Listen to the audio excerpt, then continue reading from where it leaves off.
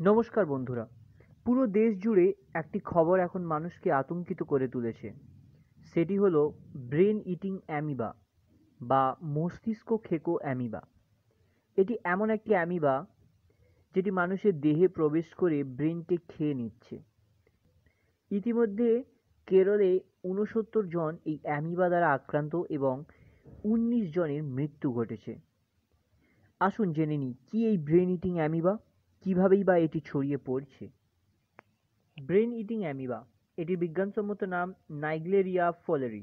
এটি নাকের মাধ্যমে দেহে প্রবেশ করে। এটি সাধারণত স্থির জলে বংশবিস্তার করে, অর্থাৎ স্থির জল যেখানে পরিবেশের মাধ্যম থেকেই এই অ্যামিবাটা তৈরি হয় এবং স্থির জল যেখানে যেমন আমাদের গ্রামের পুকুর বা কোনো ডোবা, ঠিক আছে, বা যেগুলো হচ্ছে আমাদের পরিষ্কার করা হয় না সেই সব কোনো সুইমিং পুল, এই অ্যামিবা যখন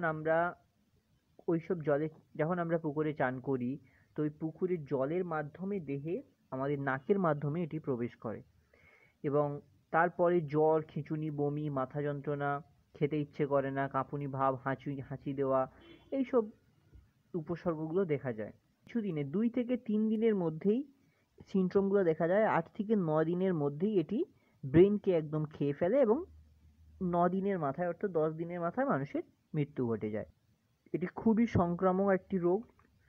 তো এখন প্রশ্নটা দাঁড়াচ্ছে, আমরা গ্রামে বেশিরভাগ অনেকেই এখনো পর্যন্ত পুকুরে স্নান করি। তো পুকুরে স্নান করাটা কতটা ক্ষতিকারক এখন?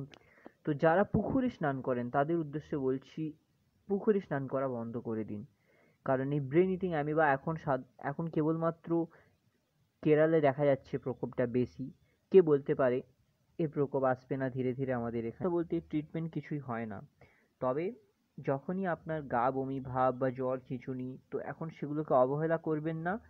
আপনি খুব দ্রুততার সঙ্গে যত তাড়াতাড়ি সম্ভব ডাক্তারের কাছে। এরকম আরও ছোটোখাটো ভিডিও দেখতে হলে চ্যানেলটি সাবস্ক্রাইব করুন।